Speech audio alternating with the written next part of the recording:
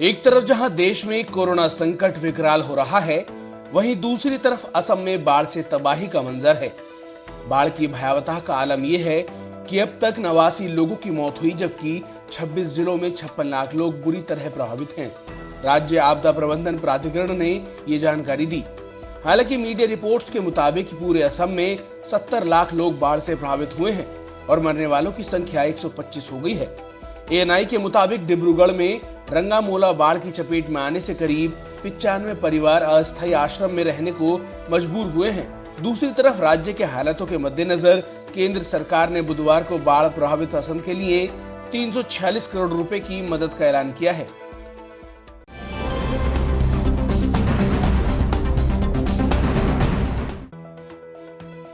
राजस्थान में जारी सियासी संकट के बीच देश की सबसे बड़ी अदालत से सचिन पायलट गुट को फौरी राहत मिली है।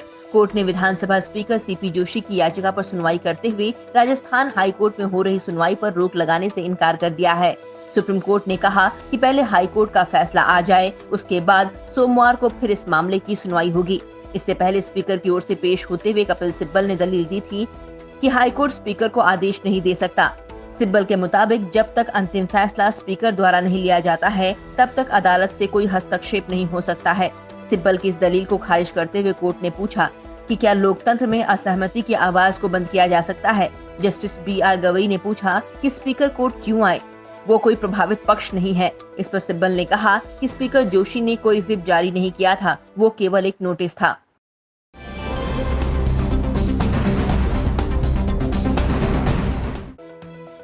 राजस्थान का सियासी संकट हर गुजरते दिन के साथ नए नए ट्विस्ट का गवाह बन रहा है। अब पायलट गुट के एक विधायक पृथ्वीराज मीणा ने राजस्थान हाईकोर्ट से सारे विधायकों की याचिका में केंद्र सरकार को पक्षकार बनाने की मांग की है।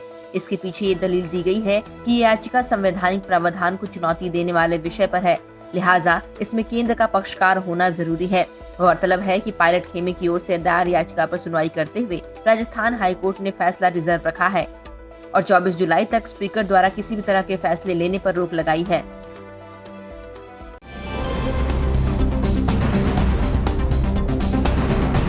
राजस्थान में जारी सियासी घमासान के बीच मुख्यमंत्री अशोक गहलोत ने प्रधानमंत्री नरेंद्र मोदी को लिखे पत्र पर सफाई दी है। उन्होंने मीडिया से बात करते हुए कहा कि ऐसा इसलिए किया ताकि कभी जब मैं उनसे मिलूं तो मुझे ये न कहें कि इस बात की तो मुझे जानकारी ही नहीं थी। गहलोत ने विधायकों की खरीद फरोख्त का आरोप लगाते हुए कहा कि अगर केंद्र को राजस्थान सरकार पर यकीन नहीं है तो प्रधानमंत्री ऑडियो टेप की आवाज को जांच के लिए अमेरिका की FSL लैब में भेज सकते हैं। मैं समझता हूँ अब भी प्रधानमंत्री जी और उनके साथी लोग अब तो पकड़े गए हैं। जब आप ऑडियो टेप सही है, दुनिया की कोई ताकत हमें तो अमेरिका भेज देंगे FSL के लिए। अगर देखेंगे भाई कि राजस्थान की सरकार को विश्वास नहीं है, राजस्थान में FSL को विश्वास नहीं है, जांच की दिल्ली में विश्वास नहीं है हम लोगों को, तो अमेरिका की जो शानदार एजेंसी है FSL की, वहाँ भेज के वॉइस की टेस्ट करवा देंगे। वो वॉइस टेस्ट क्यों नहीं दे रहे हैं? उनको चाहिए आगे आके अपना वॉइस टेस्ट करवाएं।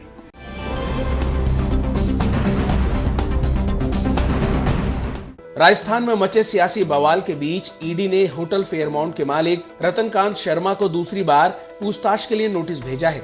गहलोत सरकार की सियासत के केंद्र में रहे रतनकांत शर्मा पर आरोप है कि कुछ समय पहले उनके होटल के बैंक अकाउंट में मॉरिशस से करीब 96 करोड़ 70 लाख रुपए ट्रांसफर हुए थे। विदेश से हुई फंडिंग पर स्पष्टीकरण न देने के चलते रतनकांत समेत कई चर्चित कारोबारियों के खिलाफ छापेमारी की गई थी। ईडी का कहना है कि जयपुर स्थित फेयरमाउंट होटल के नाम पर अवैध तौर से मनी लॉन्ड्रिंग करने की शिकायत भी मिली थी। इस मामले में मुख्यमंत्री अशोक गहलोत के बेटे वैभव गहलोत समेत कई अन्य लोगों के खिलाफ भी केस दर्ज किया गया है, क्योंकि ईडी के सूत्रों के मुताबिक वैभव गहलोत और रतनकांत शर्मा आपस में कारोबारी पार्टनर हैं। यहाँ आलम ये भी है कि राजस्थान में सियासी संकट गहराने के बाद ईडी के एक्शन में तेजी आई है।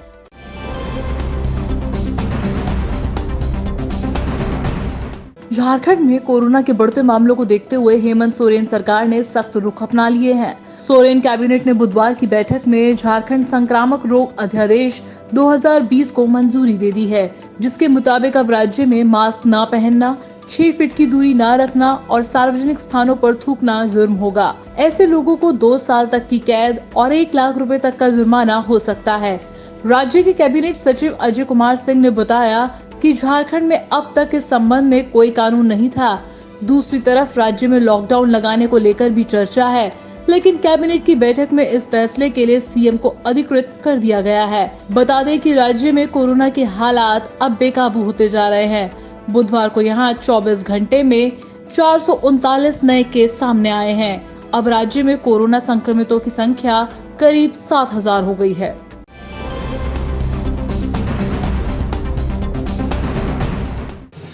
इसे कोरोना विस्फोट ना कहें तो क्या कहें। देश में गुरुवार को बीते 24 घंटे में 45,720 नए केस आए हैं, जबकि 1,129 मरीजों की मौत हुई है। देश में जब से कोरोना के मामले आए हैं, तब से पहली बार इतने बड़े आंकड़े सामने आए हैं। देश में अब कुल कोरोना मरीजों की संख्या 12,38,000 के पार पहुंच गई है और मरने वालों की संख्या बढ़कर 29,861 हो गई है।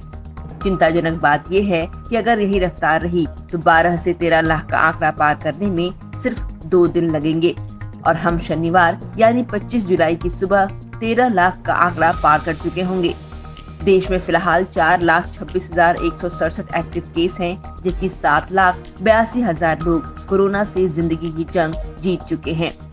रिकवरी रेट की बात करें तो वो 63.18% पर पहुंच चुका है, जबकि पॉजिटिविटी रेट 13.03% है। ICMR के मुताबिक 22 जुलाई तक टेस्ट किए गए कोरोना वायरस सैंपलों की कुल संख्या 1,50,75,000 है, जिसमें से 3,50,000 से ज्यादा सैंपल टेस्ट बीते 24 घंटे में किए गए।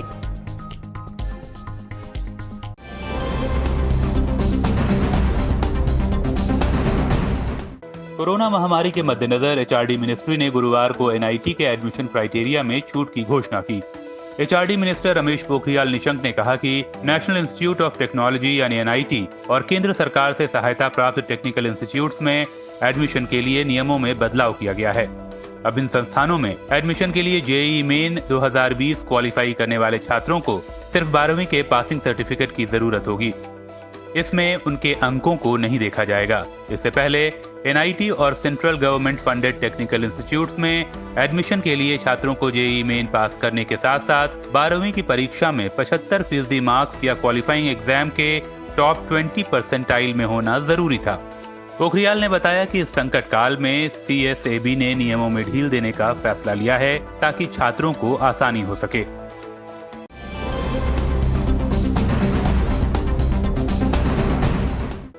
भारतीय सेना में महिला अफसरों के लिए परमानेंट कमीशन वाले फैसले को केंद्र सरकार ने मंजूरी दे दी है।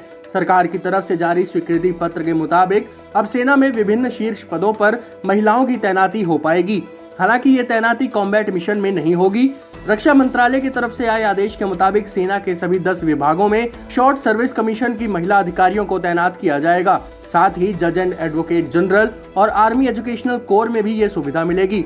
बता दें कि फरवरी महीने में सुप्रीम कोर्ट ने महिला अधिकारियों को सेना में स्थायी कमीशन देने का ऐतिहासिक फैसला सुनाते हुए केंद्र सरकार को निर्देश दिया था कि वो 3 महीने में इसे लागू करे।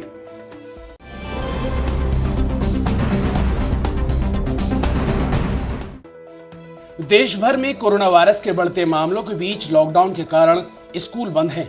गुजरात हाईकोर्ट के आदेश के बाद गुजरात सरकार ने बड़ा फैसला लेते हुए पेरेंट्स को स्कूल फीस भरने में राहत दी है। गुजरात सरकार के नोटिफिकेशन के मुताबिक जब तक स्कूल शुरू नहीं होते तब तक स्कूल अभिभावकों से फीस नहीं ले सकते हैं।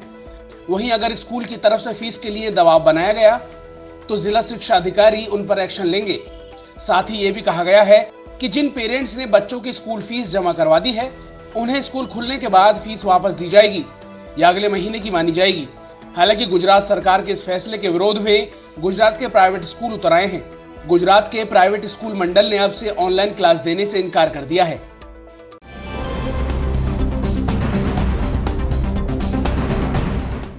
हरियाणा के पंचायत चुनावों में अब महिलाओं को 50% आरक्षण मिलेगा। हरियाणा सरकार ने इस अहम फैसले को अपनी मंजूरी दे दी है। राज्य के उप मुख्यमंत्री दुष्यंत चौटाला ने गुरुवार को चंडीगढ़ में एक प्रेस कॉन्फ्रेंस कर सरकार के फैसले की जानकारी दी। दुष्यंत ने कहा कि पंचायती राज संस्थाओं में महिलाओं को 50% आरक्षण मिलने से ग्रामीण विकास तेजी से हो सकेगा और महिला सशक्तिकरण भी बढ़ेगा। उन्होंने बताया कि विधानसभा के मॉनसून सत्र में इस आरक्षण से संबंधित एक बिल लाया जाएगा और विधानसभा के पटल पर बिल पारित होते ही ये कानून बन जाएगा। डिप्टी सीएम ने बताया कि अगले चुनाव जो कि फरवरी 2021 में होने हैं, उसमें इस आरक्षण का लाभ महिलाओं को होगा।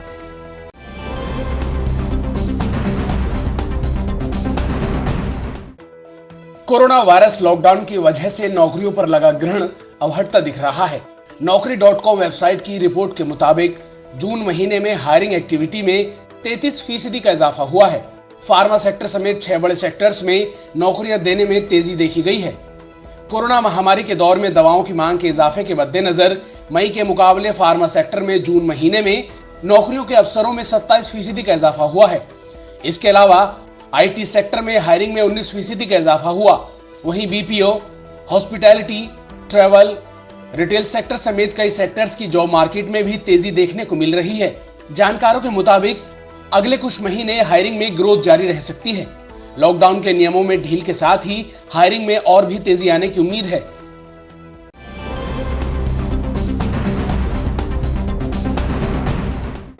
व्हाट्सएप पर जल्द ही आप चैटिंग के साथ साथ बैंकिंग भी कर सकेंगे। खबर है कि इसकी शुरुआत ग्रामीण इलाकों से होगी, जहां व्हाट्सएप के जरिए इंश्योरेंस और पेंशन दिया जाएगा। कंपनी ने इसके लिए बाकायदा ICICI और HDFC बैंक के साथ पार्टनरशिप भी की है। WhatsApp India head Abhijit Bose के मुताबिक आने वाले समय में और ज्यादा बैंकों के साथ कंपनी पार्टनरशिप की तैयारी में है। बैंक के साथ पार्टनरशिप के तहत कस्टमर्स बैंक से ऑटोमेटेड टेक्स्ट के जरिए कम्युनिकेट कर पाएंगे। इसके लिए बैंक में अपना व्हाट्सएप नंबर रजिस्टर कराना होगा। इसके बाद कस्टमर्स बैंक बैलेंस से लेकर अपने अकाउंट से जुड़ी तमाम जानकारियां व्हाट्सएप पर ही पा सकेंगे। बोस ने बताया कि अगले 2 साल में बैंकों के साथ मिलकर कम इनकम वाले वर्कर्स के लिए इंश्योरेंस, माइक्रो क्रेडिट और पेंशन जैसी सुविधाओं को आसान कराने की अभी योजना है और कंपनी जल्द ही इसका पायलट प्रोजेक्ट शुरू करने वाली है।